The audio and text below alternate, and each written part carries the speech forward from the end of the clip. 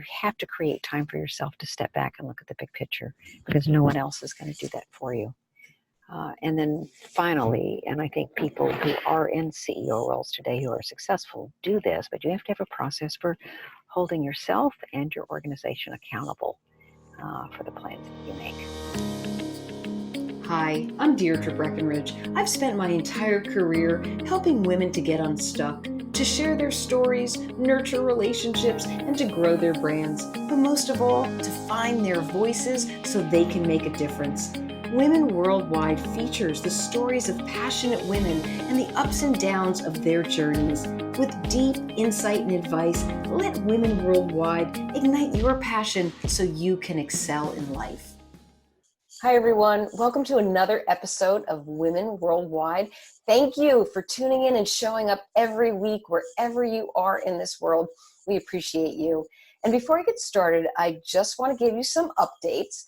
So I don't know if you know this, but Women Worldwide is turning 5.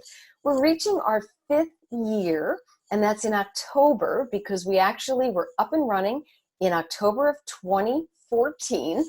We launched our first show in November of 2014. So we're going to be doing some special things coming up to celebrate our 5th year. And I just want to say thank you so much for being on this journey with us and for sharing all of the great stories. You know what we say here at Women Worldwide. We are a network that's changing lives one story at a time. Now, one more quick update is you still have time if you want to register for the Turn Up the Volume web workshop that's in New York City on October 3rd and 4th. That's with me and Dolores Hirschman. And we're going to be turning up the volume on your speaking and your media appearances and interviews, taking them to a whole new level. So if you want to get information on the Turn Up the Volume workshop, you can go to the womenworldwideshow.com website and sign up for the updates, because we're sharing information there. Or you know what? You can tweet me or DM me. I'm at D. Breckenridge, or email me at Deirdre@pureperformancecom with 2Ms.com. Okay, let's get to today's special guest and our topic. So the topic first, the CEO and growth of the organization. What does the CEO need to know, and what does this take? Well, I have a special guest who can certainly add a lot to this conversation. Joining me on the show today is Karen Walker, and she is a consultant, author, and advisor to CEOs. She helps her clients to reach successful outcomes such as IPOs, acquisition, increased marketing share, and significant leadership development. Karen has written a book called No Dumbing Down, a no-nonsense guide for CEOs on organization growth. And really, she's helping the most senior leaders align internal and external strategies so they can reach profitable and sustainable growth. I could tell you so much about Karen, but I think it's time that she shares her journey with you. So Karen, welcome. Welcome to Women Worldwide. Well, thank you, Deidre. I'm really, really happy and excited to be here. And first, just congratulations on 5 years. That's phenomenal. I don't know what the dropout rate is for podcasts over a 5-year period, but I imagine it is close to 100%. So I think you've done phenomenally to make it to this point and to be so successful. Well, thank you. Thank you very much. And, they say about businesses that if a business can make it over that 5-year mark, that it's going to survive. So I kind of feel the same way about Women Worldwide. And really, Karen, it's all of our listeners, and now we have people watching us on YouTube, and all of the amazing guests. It's you and so many other women and men who come on the show, and you share your heart and you share your challenges, and you're just helping so many people. And that's why this show was born. Yeah, well, I'm sure I can join the others in saying thank you for the opportunity to do that. So. Oh, well, it's such a pleasure. And I want to dive right into your story, because if I'm correct in my research, you were trained as an engineer, Correct. became a woman in tech. You spent time at Compaq. I remember that company very well. And then you transitioned over to becoming a coach and a consultant. So maybe you could just share a little bit about why that transition and why you really lined up to work with senior leaders and CEOs on growth. Yeah, so great place to start. So yes, engineer, I'm industrial engineer by degree, and was the first and only woman in most of my engineering classes. But I was one of those people who was really good at science and math, and so I found a way to put those things to use because I'm very practical. I always want to have like business outcomes to things. So engineering made sense to me at the time, and was just fortunate to be in the right place at the right time when Compaq Computer started. So I was a very early employee. We had no revenue, hadn't shipped any products yet, and was able to be there as part of the leadership team through 14 years, 15 billion in annual revenue by the time I left. And as employee 104, watched us grow to 17,000 employees. Wow. And huge growth. Right. And then had an organization of hundreds of people and thousands of contractors worldwide by the time I left. So it was quite a ride, and happy to talk more about that journey if you want. But after 14 years, it was clear I didn't want to do the same thing the rest of my life. And in big companies, which Compaq then was, it's hard to change positions when you're a senior leader. And so I gave my notice and I left a really stable job, which was actually the second time I did that. I did it when I joined Compaq, and took some time off to figure out what I wanted to do next, because I knew I was too busy to figure it out. And that if I just took like the next thing that made itself apparent, I'd probably just be repeating what I had done before. So I moved from Houston to New York City. I took classes at Columbia in architecture and philosophy. I had the luxury of being able to take this time off and sort of pursue different interests to see what was most important to me. And I met my now husband, who's a psychologist, so he comes at things from a very different viewpoint than I do. And he was working primarily with tech CEOs. And I realized that what I missed about my work at Compaq was putting senior teams together and making sure they were clear about what they were doing and why, i.e. their strategy, and then helping them execute on that, which I think is the sort of key role for a senior leader in any organization. And of course, once you've had an opportunity to be part of a tech startup that does well, I think most of us want to spend the rest of our lives trying to recreate that, because it's just a phenomenal feeling to be part of a high performance team that's getting results, where every day you show up and what you do and don't do actually makes a difference in the organization, and you can stretch and grow and develop as much as you have appetite for. And so that's really how I got into this. And now I've spent the last 2 decades working with CEOs and senior teams, primarily for hypergrowth tech organizations, although I do have clients outside of that sector. And it's been phenomenal. I learn something new every day. Oh, that's great. And it seems like everything comes full circle. You know, what you were doing at Compaq, watching that amazing growth, being a part of it, and to be able to step back and sort of find yourself and fine tune and get that direction, and then launch something that brings you back to something you love. That is amazing. And I was thinking, as you were talking about the growth at Compaq and being a woman in tech, you mentioned that you were sort of alone in your engineering classes. What was it like to be a woman in tech at the time that you were at Compaq? Yeah, so I was a woman in tech. I was a woman in infrastructure. I was in charge of all the global physical infrastructure, which was an even more, I'm going to use the word segregated place. There just weren't many women around. And for me, I'm so achievement motivated that as long as I could figure out how to get things done, I felt like my gender really didn't have much of an impact. I was in the buyer seat. Now, had I been in a seller seat, I might have had a different experience. But I was I was leading an organization that was. Oh, I think we lost your There we are. audio. Oh, there we go. No worries. Yeah, so I was in the buyer seat, and spending hundreds of millions of dollars a year, and so it was easier for me right? Because of the power, I think, and respect afforded my position. If I'd been on the other side of the table, it might have been a little more difficult. But I put together a pretty diverse organization. But it's completely true that there were very few women in my industry as a peer group. I had very few. Right. I did have, I had an art consultant that worked for me at Compaq as a consultant, and she drugged me to my first ever women's meeting. I mean, kicking and screaming drugged me.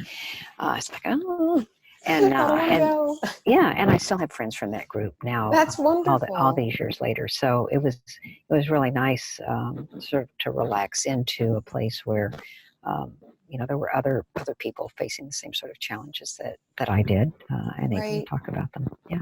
Was there a common challenge that came out when you were hanging out in your women's group? I'd say I noticed two things, and these are not.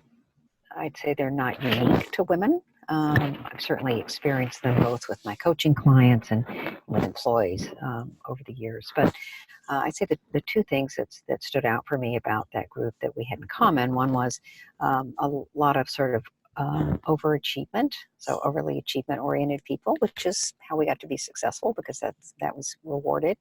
And the second thing was just not having a peer group where you could talk about those things. And so that was something that made a real difference for me, and I think for the other women in the group. Yeah, no, I think you're absolutely right. Let's talk a little bit about your book.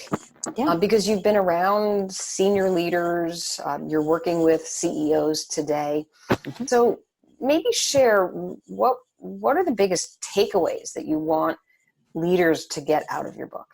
Yeah, so I never thought I would write a book. It wasn't like a life goal that I had. But I realized after working with so many CEOs that I was seeing sort of common patterns and we were applying common solutions. And that in many ways, they went back to my time, what I had learned at Compaq, with some sort of course adjustments from what was going on in today's industry. And so it's like a primer for CEOs. And the basis is that, growth is not just about sales.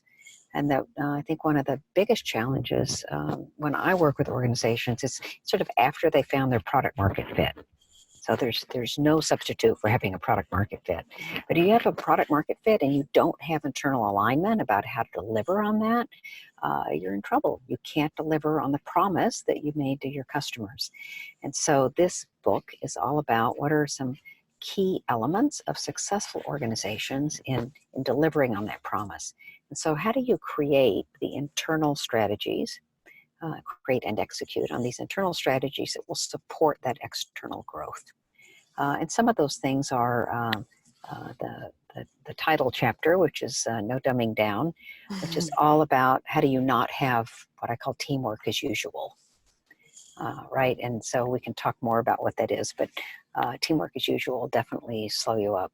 How do you make sure that your processes, your tools, your behaviors don't get stuck in some status quo, and that you're able to be agile and responsive to keep up with the change that needs to happen in your organization as you grow? How do you make sure that your people are able to handle unexpected events and they're comfortable with ambiguity, which I think is a highly underrated skill in the world today? And then lastly, how do you make sure that you're looking at the big picture, the long term, and you're not just caught up in the urgent, because things move so fast today, and we're all on 24/7. Even when we go dim, we're still on. Yes. That you have to create time for yourself to step back and look at the big picture, because no one else is going to do that for you. And then finally, and I think people who are in CEO roles today who are successful do this, but you have to have a process for holding yourself and your organization accountable for the plans that you make, and being able to have adjustments as you go along, so that you're not sort of blindly going off in a direction that doesn't suit you anymore, but some sort of check-in, debrief, and accountability process. And if you have those things, which I talk about, of course, in more detail in the book, your organization will stay in alignment and be in a much better position to support the growth that you've created.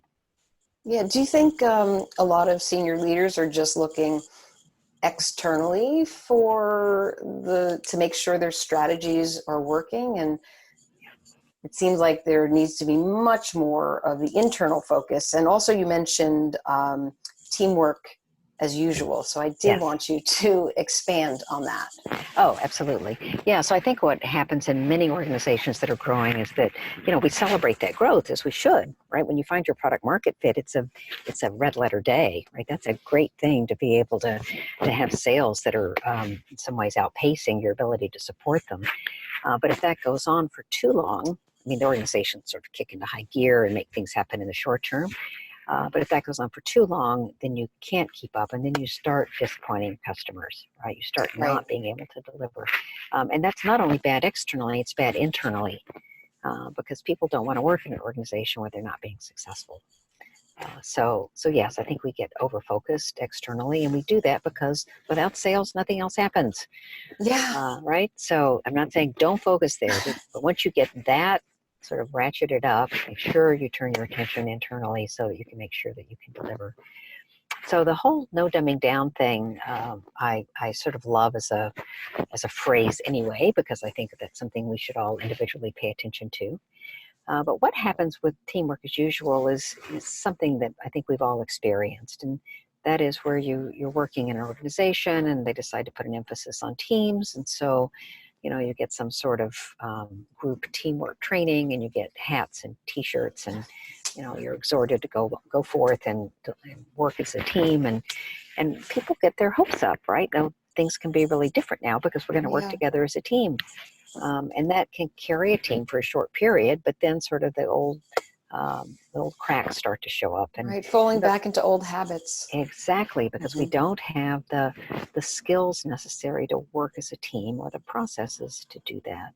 And while the skills to be an amazing individual contributor are similar to those of being an amazing team member, they are not the same skills, right? And so we don't pay enough attention to that. It's like we do the same thing with managers, right? If you're really good as an individual, you'll get promoted to be a manager, and you have no management skills. Right? The same thing happens Right. with teams. And so we begin to see things like office politics crop back up, and it's not handled. Conflicts arise, and they're not dealt with well or in the proper way. We have misaligned priorities. We have misaligned goals. We have misaligned resources. Maybe you have a team member or two who's just not working or capable of working at the same level as the rest of the team. And your A players will pick some of that up for a while, but eventually they will not want to work on the team. They'll see it as a tar pit because it's taking more out of them than they're getting back. And that will Right. cause them to either leave the team or leave the organization where they can work somewhere where they can be more successful. Karen, this is really interesting. I'm going to ask you to hold your thoughts just for a moment. We're going to shift our focus to the sponsor of today's show, which is Maple. And Maple is spelled Mayple.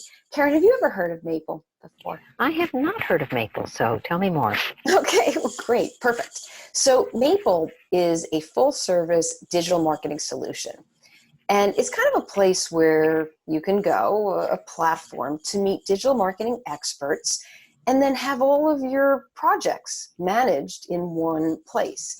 And Maple was created to keep your business interests in mind while also providing you with a more pleasant marketing management experience. Mhm. And what they do is they help you to hire fully vetted digital marketing experts, and they also stay over the project to make sure that you're reaching optimal performance. So it's digital marketing from A to Z.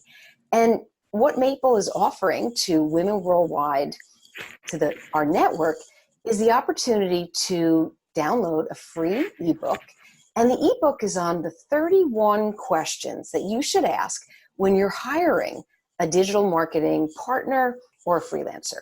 So, Karen, let me just ask you, what do you think would be a good question to ask if you were going to hire a digital marketing partner? Yeah, I have two things that are competing in my head. One is, how do I make sure you're hitting my target audience, right, as opposed to something broader? Yep, And then secondly, how do we jointly measure those results because I'm so outcome focused.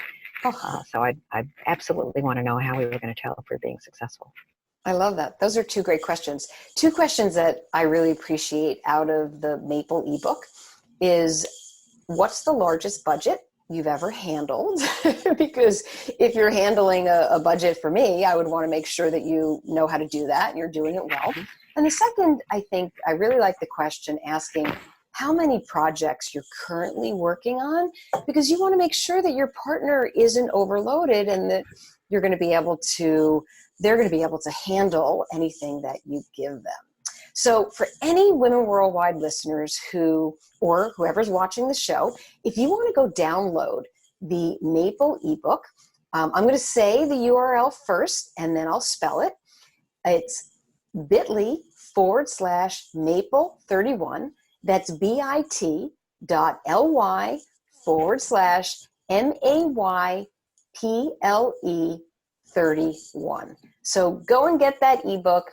And when you think about Maple, think simple everything, top results, and happy experiences. Thank you, Maple, for sponsoring this episode of Women Worldwide. Okay, Karen, we have to dive back into the conversation because you mentioned accountability. And when I hear that word, of course, you know, I perk up, especially when it comes to CEOs. So how can CEOs be more accountable? That's the first part of the question. And the second part is, do you think they get in their own way when it comes to accountability? Yes. So I'll answer the second question first, which is they not only get in their own way, they get in the way of their teams, right? And I'm sure we all have stories we could tell about that. But most frequently, you know, you have CEOs who got to where they are because they have a vision and they like to get things done. And so if they see something that's not being done, often a CEO will step in to make it happen. And, you know, there may be a reason why it hasn't been done yet. So I think making sure that you are clear about chartering your teams about what they need to get done and why, and getting frequent updates. The other thing that happens when a CEO sort of gets in the way by doing themselves is that they're not developing the people in the organization because they're always doing it, right? That's a great point. Yeah. And then from an accountability standpoint, just when you people sign up for things to do things, and then there are no consequences for not doing them, they're unlikely to have a good accountability process and actually get the things done that need to get done in the organization. So I prefer a process that looks something like, you know, just plan, execute, debrief, and learn, where we sort out what needs to be done. Who's going to do it, when they're going to report back to the group by. And it doesn't mean that all work has to be done in teams. Absolutely not. Individuals need to be responsible for these things. And then a process for that check back in, or how are we doing against what we said? And the answer is not always, you know, I'm doing great. I did exactly what I said, or this team accomplished exactly what it said it was going to do. And it shouldn't always be that, because things change. So what we need is a sort of non-defensive environment that we can create, where you can say, this is what happened. This went the way I thought it would. This didn't. This is why. This is what we need to do next. But if you don't have a regular cadence of that check-in for sort of the debrief and learn and the plan for the next time, I think it's really easy to lose your way.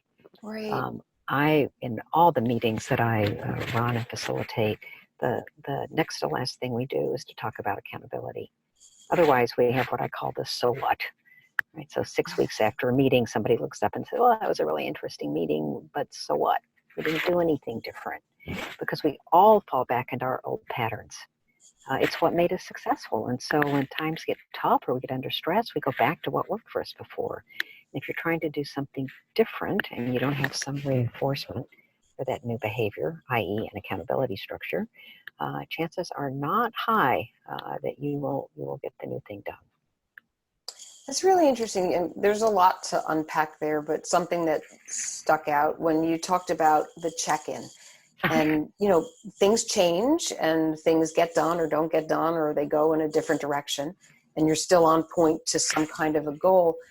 How do you get the team to move away from a blame type of check-in, because that's all about accountability too. When you take Right. accountability, Yeah. you shouldn't be pointing your finger at this one, that one, and the next one. Is there any way that you advise your leaders so that people can feel safe, like you said, and not feel like they're going to come to a meeting and it's going to be the big blame game? Yeah. So a couple of things. One is you have to set the stage for that up front. So before you get to the place where there might be blame, and I do that by working with my organizations on having at least a vision and an intention of being a high performance team, which doesn't mean you get there right away, right? But if you have that intention and you know what the behaviors are you're driving for, it makes it a little easier. And a high performance team is, one where there are all kinds of the good team behaviors we all know, but we're one where individual team members care about the success of their teammates. And that doesn't mean you're doing all the work for your teammates or carrying your teammates, right? Everybody is able to work at their potential, which lets the team work at its potential. But it does mean that you care enough about your teammates to speak up when things are not going well, or something's happening that you don't understand, or you see things are falling in the cracks, or there's something in the white spaces that nobody's doing. And that your team members, because they know that you're doing this from a place of caring about the success of the team, respond appropriately, i.e. non-defensively. And so if you set that up as an intention so that people are checking themselves before they speak to make sure they're not just blaming, Right. that they're doing it from a place of good intention, then the other team members can respond in that way as well. Well, you So said the word care. Yeah, So, right. You have to care. You don't have to be best friends with your teammates. You don't have to want to get a beer with them. That's all good if you do.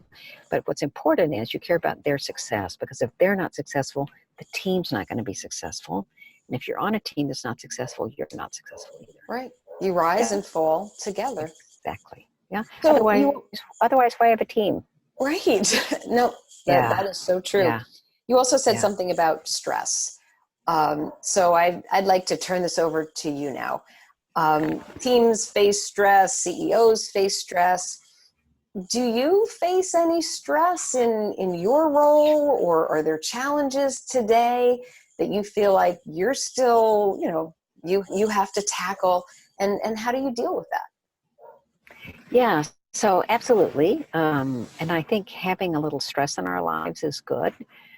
Where we often go wrong, and I use we to include me, is we get over committed to a certain outcome, right? So like we have to drive to a certain outcome when instead we should have a destination in mind, but be open to the how we get there, right? Because as we were saying earlier, things change. And so I think that there's a lot of stress that we create for ourselves just because we're not clear about sort of what currently is going on around us. And the way that I deal with that, I've been a Zen Buddhist now for about 20 years, which is not to say everybody needs to be a Zen Buddhist, but I do silent meditation retreats a couple of times a year for a week at a time, which gives me an opportunity to sort of shut down the input into my life and allow my brain to calm down and to really get more clear about sort of what's going on, what's in my control, what's not in my control. And I think a daily meditation practice for anyone of any sort can only be useful in terms of dealing with stress, because it sort of gets us out of our small mind, the monkey mind that makes up a lot of issues, or responds to issues in a way that are adding to stress rather than taking away from it. But that and not being attached to a specific outcome, but rather the path. Because one thing we know is that growth, and we're talking about working with growth companies primarily here, is never in a straight line, right? Yes. There are ups and downs. And so what you have to be clear about is sort of what are the boundaries around that, at which point you need to take some other action. And at that point, then it's just taking the action. It's not getting stressed out because you're off the straight line that you had predicted. That makes sense? Yes, Yeah. that makes a lot of sense. And on the note of meditation, I meditate every single day for 45 minutes in the morning, and I do it again 15 minutes at night. And I think it does really help take you out of your own mind and thought process and feel like you're centered, focused, and a part of something bigger. I just found that I don't worry about the process. I don't try to control the outcome, but sort of observe as it's happening and experience. So it's just an interesting way to look at things. And right. And go ahead. it doesn't mean you don't care about the outcome or you're not driving, right? Those things are still important. You still have to do those things to be successful. But even if you don't want to meditate, just making sure you create time in your calendar to look at the big picture, to think long term, because that will also decrease sort of the short-term stress that you're feeling if you can sort of see the bigger picture. And that's the sort of thing that no one else will put on your calendar. You have to create time for yourself for that, because everybody else is focused on their immediate problems. And if you can create a habit and a cadence for that, that will also reduce your stress. That is really good advice. And I can't even believe we're at the part of the show where I ask you for your parting advice to Women Worldwide listeners. Yeah. Karen, what do you want to say to all the listeners and people who are watching just about whether it's them achieving their goals, growth, or how they could do it in the organization or as individuals? Yeah. Well, the first thing I would say is just make sure that you're thinking bigger. It is so easy for us we don't even realize we're doing it for the most part, to create these little boxes that we put our dreams in, right? That we put our long-term goals in. And I have this fabulous story of a guy named Tom Bellew who started Quest Nutrition. Do you know? No. Anyway, this company was really successful, but he interviewed as a co-founder something like 1,200 people. He said, I'm going to interview everyone that comes in the organization. And briefly, what he did was he asked them a series of questions, including, I have a magic genie. What would you like from this magic genie? You can have anything, except it has to be for you. You can't like cure cancer or something, but something just for you. And he said, without exception, I got the same answer from every single person, 1,200 people. Really? Said the first few people, I thought, that's odd. And then about 15 or 20, I thought my team is really setting me up. They're telling people to say this answer when they come in. And then he said, when I got sort of in the 20s, I realized I was onto something about humanity. And the answer to the question, he said, when we asked, when you have anything from the genie, they'd say money. He'd say, okay, it's a magic genie. I think you're kind of wasting your answer here or your question, but okay, money. How much money?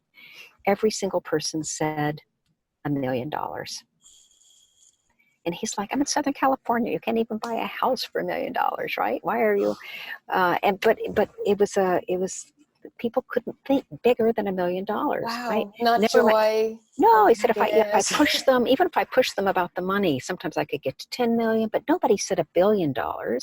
He said, if you can't even think bigger about money, you're never going to think about terraforming Mars. Right? Making Mars habitable. You have to find ways to make yourself think bigger. And then you can decide, okay, so I'm not going to terraform Mars. I'm going to go for something here. But if you're only looking here, you're never going to see that next thing. So I think for anybody listening, find ways to really stretch your boundaries so that you think bigger than you otherwise would. That is great advice. And that's so interesting to go through that many people and to have the same response. Thank you for sharing that. Yeah. Well, last question, super easy. Where can people find out more about you and your book? Great. So my URL is just karenwalker.us, all traditional spelling, karenwalker.us. On all the social media sites, I am Karen Walker US. In the book, No Dumbing Down, you can certainly find on my website, or nodumbingdown.com will take you there as well. And it's available at all the places that we now buy books online. Excellent. Karen, thank you so much for coming on the show, for sharing your journey, and for all that you're doing with those CEOs and giving them the opportunity to really create and make a difference when it comes to growth in the organization. So thank you. Thanks, Deidre. Appreciate the opportunity. You're welcome. And I want to thank all of you for joining us today on Women Worldwide. Wherever you are, please keep your feedback coming. We love to hear from you. You can tweet us. We're on Twitter. Send us an update on Facebook. Go to the womenworldwideshow.com website and sign up for the updates. And you know what? If you're on YouTube, subscribe to the Deirdre Breckenridge channel and you'll see the show every single week. Well, until our next episode, friends, Stay focused, energized, and feeling empowered. Thank you.